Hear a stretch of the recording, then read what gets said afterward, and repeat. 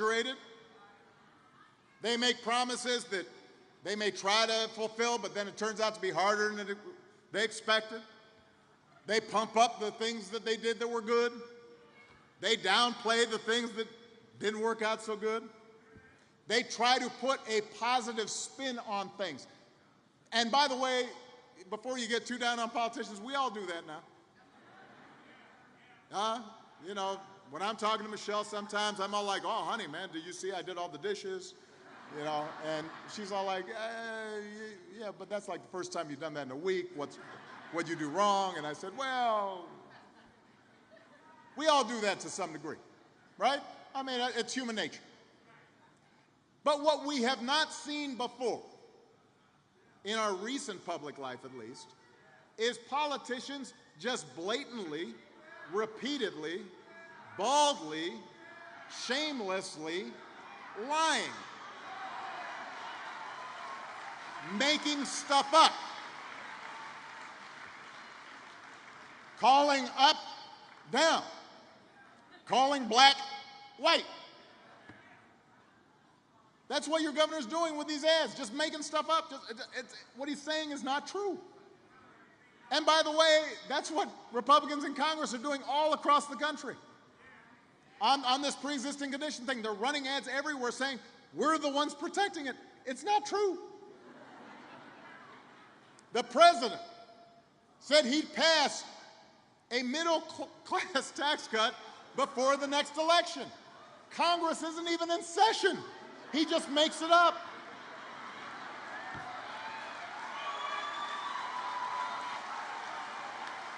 He says, I'm going to protect your pre-existing conditions, while his Justice Department is in court right now trying to strike down those protections.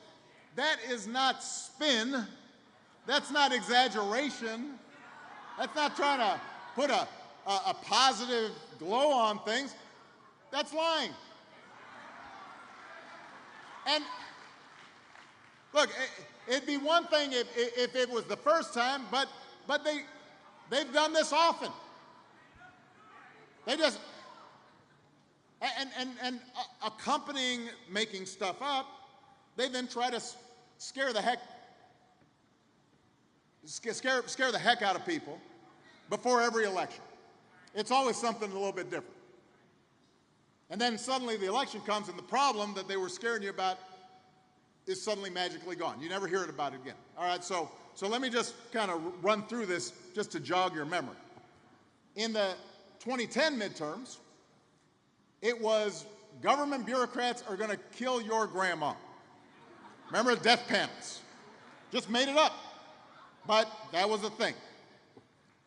2014, Ebola is going to kill all of us. Remember that?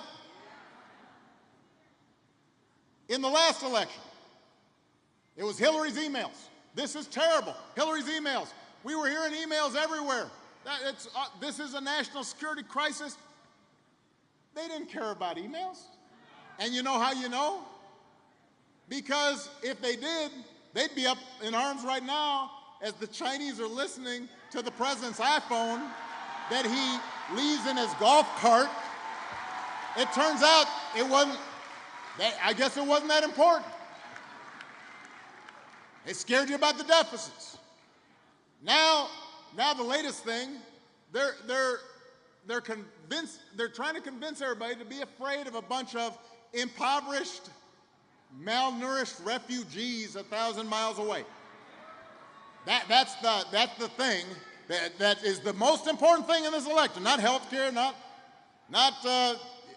whether or not folks are able to retire, not doing something about higher wages or rebuilding our roads and bridges and putting people back to work. Suddenly, it's this group of folks, we don't even know where they are. They're way down there. That's the biggest thing. And you know, as soon as the election's over, everybody will be like, what happened? We were being invaded. Where'd it go? And you know what? It would be funny, except they do it every time, And too often it works. Everybody gets all freaked out. And we got to stop falling for this stuff.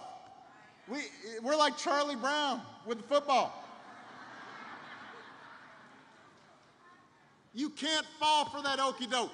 Don't be hoodwinked. Don't be bamboozled. Wisconsin, don't fall for that kind of fear mongering.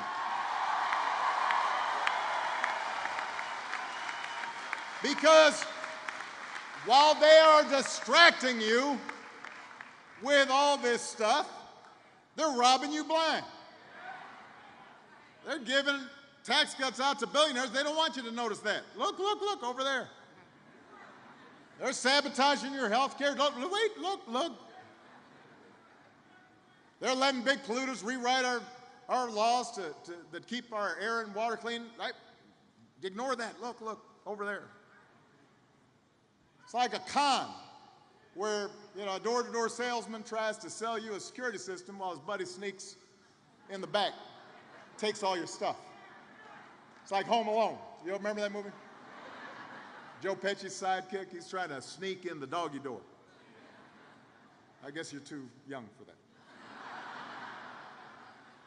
But you know what? There's a more important point here. When words stop meaning anything, when people can just make up anything, democracy doesn't work. Society can't work. If you can just say anything and there are no consequences if it turns out what you're saying is not true, well, how are we going to have any kind of accountability? And frankly, part of the problem is that we've gotten used to it. We just expect that, people just are going to just make stuff up. We just expect it. And part of the problem, frankly, is that a big portion of the media right now are used to it. And a part of them just repeat the lies over and over again. I promise you, Fox News will not tell you that what the Republicans are saying about pre-existing conditions aren't true. But you know what? It'd be nice if the serious outlets did and weren't distracted by the same kinds of fear-mongering that was done every election cycle. But I guess they can't help themselves, so they just cover it.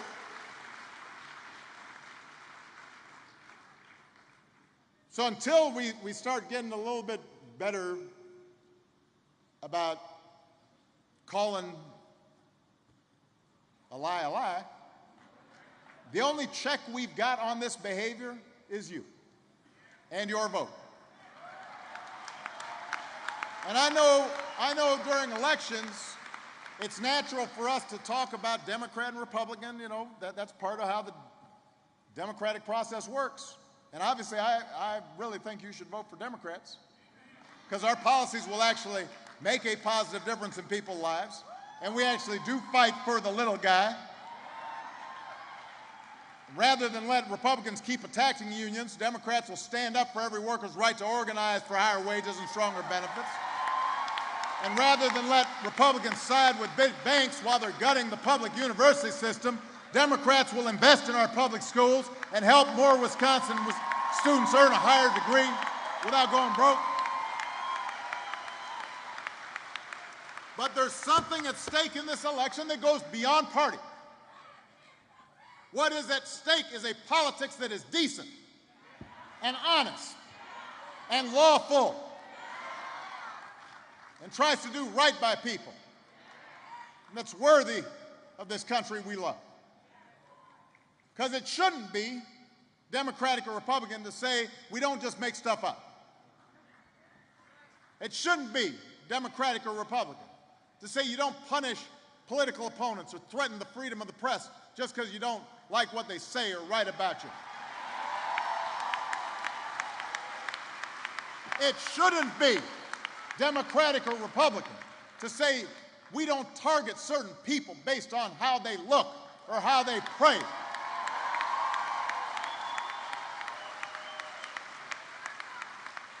It shouldn't be. I love you too, but I'm making a point right now. You know what?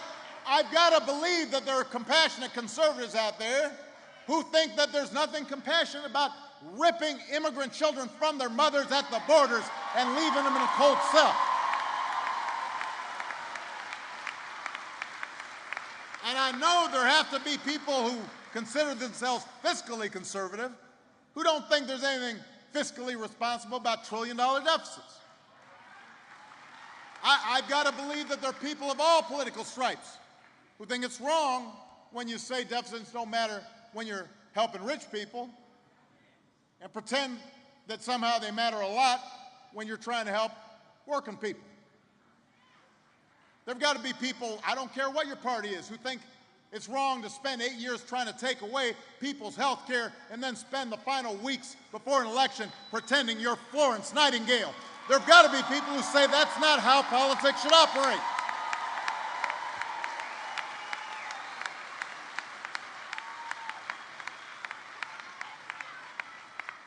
I've got to believe that there's certain things that transcend party, and that whatever your political background, I'm hoping you think it's wrong to hear people spend years, months, vilifying people, questioning their patriotism, calling them enemies of the people, and then suddenly you're concerned about civility. Please. And by the way, we don't need more mealy-mouthed elected officials who claim they're disappointed by this bad behavior, but then don't do anything about it and just go along with it. We need leaders who will actually stand up for what's right, regardless of party. Leaders who will fight for you and what's best in the American spirit. Patriots who will stand up for anyone whose fundamental rights are at stake, whether it's your health care or your kids getting bullied in school because their last name is different, or a neighbor who's being harassed because of who they love.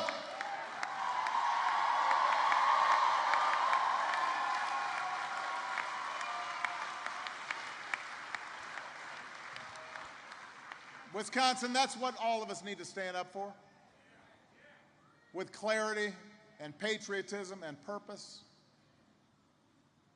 The values that bind us to our fellow citizens. The values your mom taught you and your dad taught you that somehow we just ignore.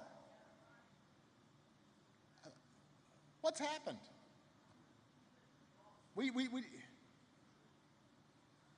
got to get back to that, just basic stuff. We can have disagreements, but there has to be a certain code. There has to be certain rules in terms of how we treat each other and operate in the public sphere.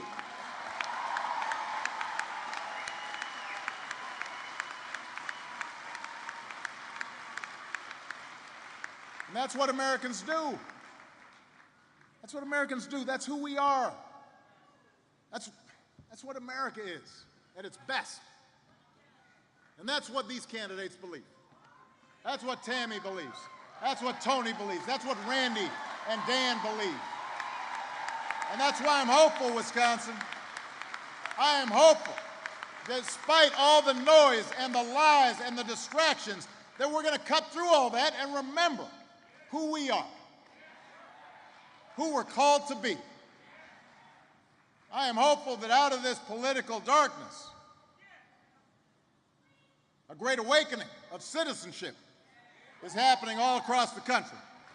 I can't tell you how encouraged I've been watching so many people get involved for the first time, or for the first time in a very long time, marching and organizing, registering people to vote, folks running for office themselves, record numbers of women vote who are running, young veterans of Iraq and Afghanistan, Americans who might not have been interested in politics before, but suddenly laced up their shoes, or if you're Randy, they kept their work boots on. But he traded in his tool belt for a clipboard because they believe this time is different. This moment's too important to sit out. The antidote to government by a powerful few is governed by the organized, energized many. That's what this moment's about. And I want to tell you, one election won't fix everything. That's the truth. If you vote in this election, it's not as if suddenly poverty is eliminated, or all the jobs that left are coming back, or suddenly there's no discrimination. Women are always treated with respect. That's not how politics work. It's not like everything gets fixed all at once. But I tell you what, if you vote, things will get better. If you vote in this election, Wisconsin, it'll be a start. You've got to get started and then just keep on going, because the threat to our democracy doesn't just come from one person in the White House, or Republicans in Congress, or lobbyists in Washington, or the Koch brothers. The biggest threat to our democracy is our own indifference. The biggest threat to our democracy is us getting so cynical that we just stay home. We don't participate. Because that's how, in 2011, Republicans made Wisconsin one of the worst gerrymandered states in the country. In 2012, Democrats won a majority of votes in the state assembly, and somehow Republicans got 2/3 of the seats. It got rigged. The fix is in. I mean, think about that. Who's ever heard of that? You know that's not fair, but that's how the system operates. In this current election, all across the country, Democrats are going to have to win a lot more votes just to stay even, and even more votes after that to take over the Congress because of this gerrymandering tomfoolery. And that's why you've got to vote for Democrats up and down the ticket to break their grip, make our congressional districts fair. When you vote, not just for Tammy and Tony, when you vote for sheriff and district attorneys and state reps and secretaries of state and state treasurers, you've got the power to make sure our voting rights are protected. Our criminal justice system treats everybody equally under the law. When you vote, you have the power to make sure we strengthen laws that protect women in the workplace from harassment and discrimination and abuse, and to make sure that women are paid the same as men for doing the same job. When you vote, you have the power to make it a little bit easier for a student to afford college, and maybe a little bit harder for a crazy person to shoot up a classroom. When you vote,